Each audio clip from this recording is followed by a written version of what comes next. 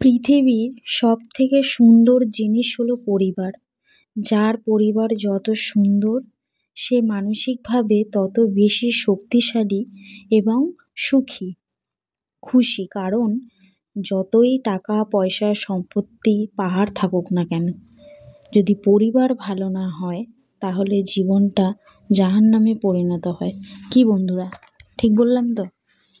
যদি আমার এই কথাটা ভালো লেগে থাকে অবশ্যই একটা কমেন্টে জানিও কেমন লাগলো। তো আমি বিকালে কি করি সেটাই তোমাদের সাথে শেয়ার করলাম।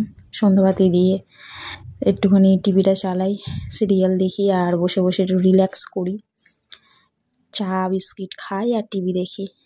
আর আজকে একটু ডিম পোচ খেতে ইচ্ছা করছিল, তো চা খেতে খেতে টিভি দেখতে দেখতে মনে হলো যাই গিয়ে বানাই।